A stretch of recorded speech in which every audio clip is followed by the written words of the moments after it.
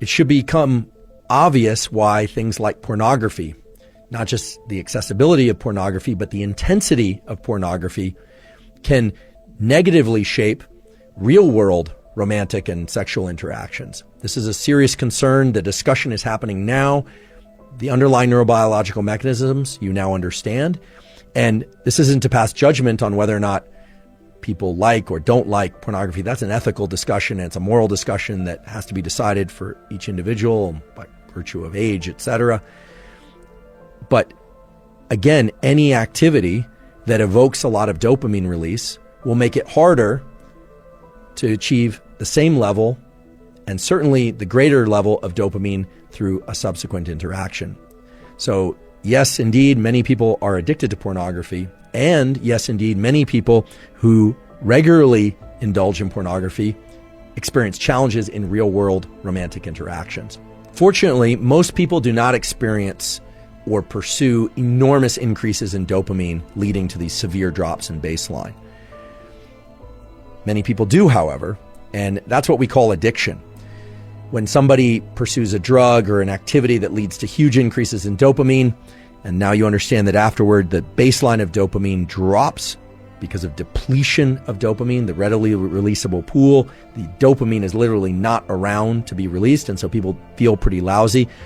And many people make the mistake of then going and pursuing the dopamine evoking, the dopamine releasing activity or substance again, thinking mistakenly that it's going to bring up their baseline. It's going to give them that peak again.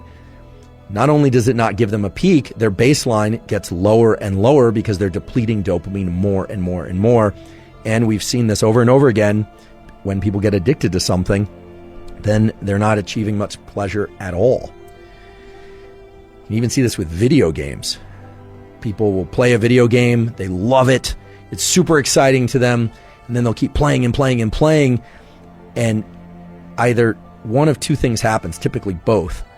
First of all, I always say addiction is a progressive narrowing of the things that bring you pleasure. So oftentimes what will happen is the person only has excitement and can achieve dopamine release to the same extent doing that behavior and not other behaviors. And so they start losing interest in school, they start losing interest in relationships, they start losing interest in fitness and well-being, and depletes their life. And eventually what typically happens is they will stop getting dopamine release from that activity as well, and then they drop into a pretty serious depression. And this can get very severe, and people have committed suicide from these sorts of patterns of activity. But what about the more typical scenario? What about the scenario of somebody who is really good at working during the week, they exercise during the week, they drink on the weekends? Well, that person is only consuming alcohol maybe 1 or 2 nights a week, but oftentimes that same person will be spiking their dopamine with food during the middle of the week. Now, we all have to eat, and it's nice to eat foods that we enjoy. I certainly do that. I love food, in fact. But let's say they're eating foods that really evoke a lot of dopamine release in the middle of the week. They're drinking 1 or 2 days on the weekend. They are one of these work hard, play hard types, so they're swimming a couple miles in the ocean in the middle of the week as well. They're going out dancing once on the weekend. Sounds like a pretty balanced life as I describe it.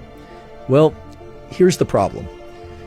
The problem is that dopamine is not just evoked by one of these activities. Dopamine is evoked by all of these activities.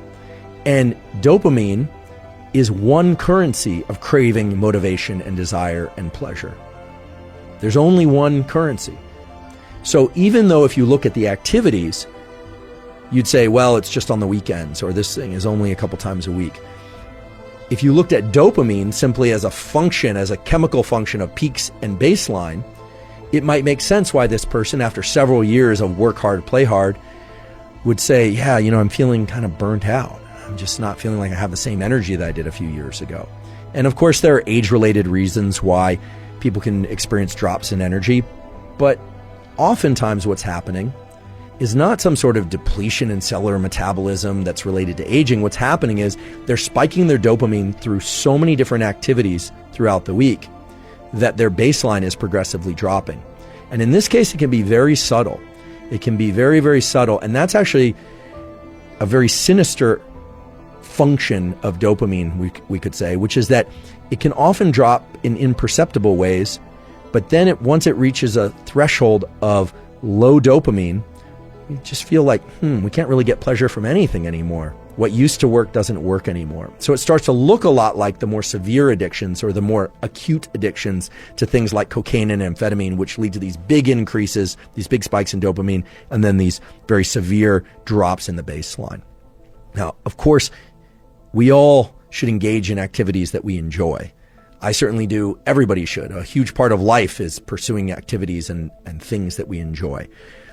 The key thing is to understand this relationship between the peaks and the baseline and to understand how they influence one another. Because once you do that, you can start to make really good choices in the short run and in the long run to maintain your level of dopamine baseline, maybe even raise that level of dopamine baseline and still get those peaks and still achieve those feelings of elevated motivation, elevated desire and craving. Because again, those peaks and having a sufficiently healthy high level of dopamine baseline are what drove the evolution of our species, and they're really what drive the evolution of anyone's life progression too. So they're a good thing. Dopamine is a good thing.